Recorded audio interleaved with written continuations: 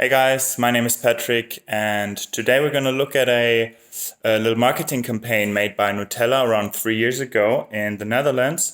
And we're going to analyze it through the lens of the 5 Cs that were first published by K. Smith and D. Hanover in a book called Experiential Marketing.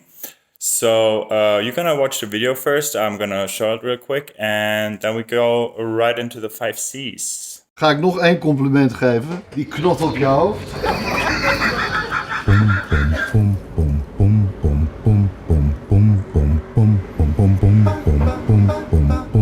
You look like a very nice couple. Dag mevrouw met de gele tas. Wat ziet u er goed uit vandaag? Ja, ik had het tegen haar. Jullie zien er allebei wel top uit. Dank u. Dat is wel heel aardig. Dat is een heel mooi fietswiel. Ja, dat ziet er overtuigend uit, het lopen. Mag ook wel eens gezegd worden. Toch? Mooie moedsen. So I was telling how good you look today. I love your voice. Oh, well, thank you very much. Ik hoor u niet als u zo ver staat. Ja, je ziet er wel echt schitterend uit. Are you in this thing the whole day? I'm in this thing the whole day. Een mooi compliment is als het er zo echt voelt dat dat vanuit het hart komt. Go, go, go, go. Ah, dat is fijn. Nutella, ik hou van je, man. Ja, nou moet je nou eens opletten. Ik heb een cadeautje voor je. Oh mijn god!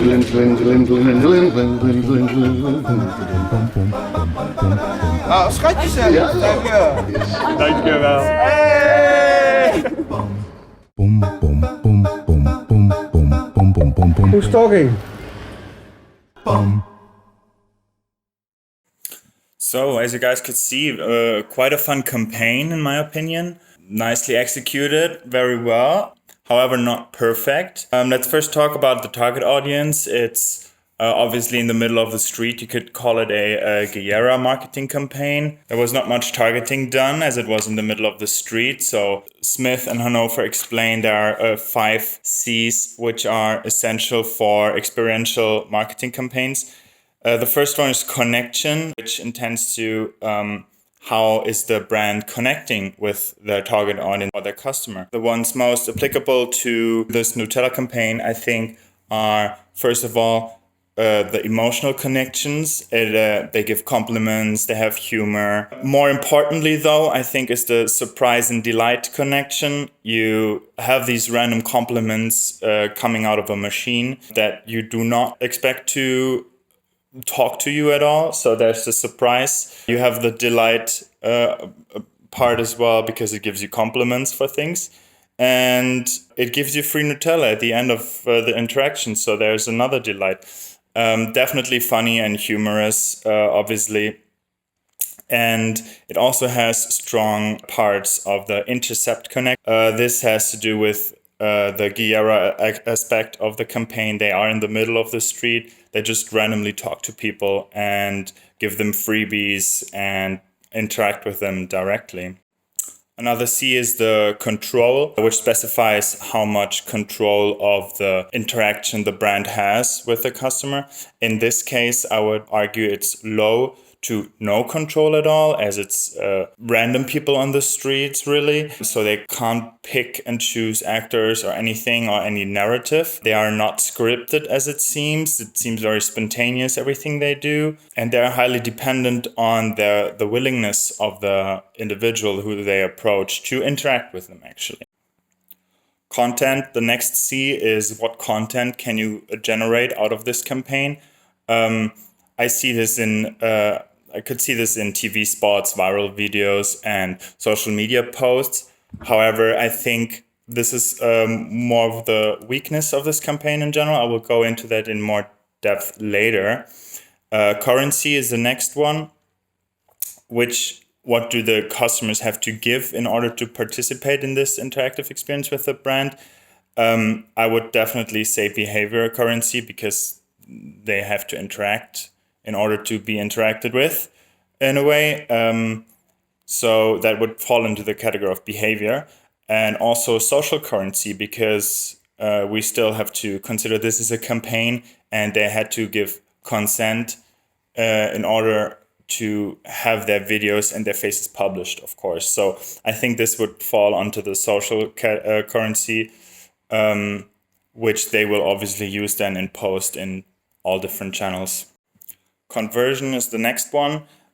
So where in the pipeline of the sales and is the customer at the point where this campaign hits them, I would say there's a lot to get on with here. A pipeline conversion could be because everyone's always thinking maybe about buying Nutella.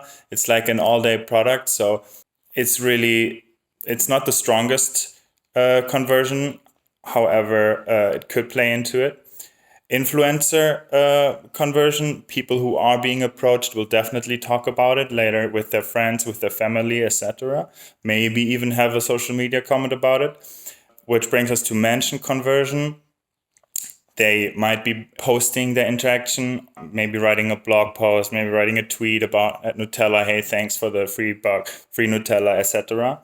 But the strongest conversions are, I think, retention. People who haven't bought Nutella in a while, they might be like, yeah, actually, let's have one, at least as soon as they are done eating their free Nutella, of course. And awareness conversion, because this is definitely something that will be talked about and doesn't necessarily trigger a sale, but it brings the brand personality into the public narrative. And that was it with the 5 C's. However, there are still some weaknesses I would like to discuss. First of all, it's a very small scale. It only happened on one corner in the Netherlands, and the impact of that just cannot be as large as they probably could have made an interactive campaign like this.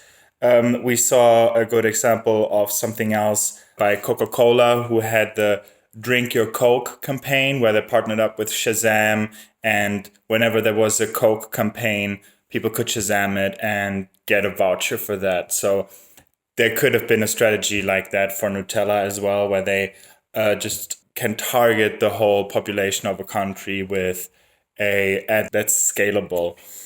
The biggest problem, though, however, is I think the content that you get out of this campaign isn't very self-sufficient, meaning you need the context of the whole video in order for it to work and to have an impact on you and to understand what's happening.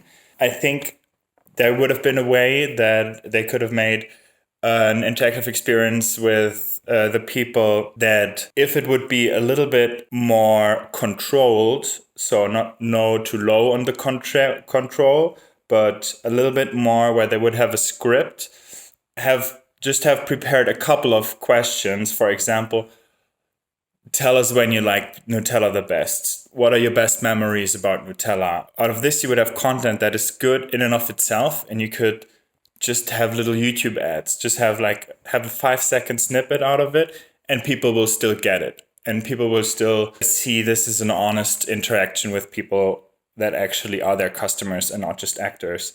An example of that is a campaign that a glasses manufacturer and distributor in Germany has called Vielmann.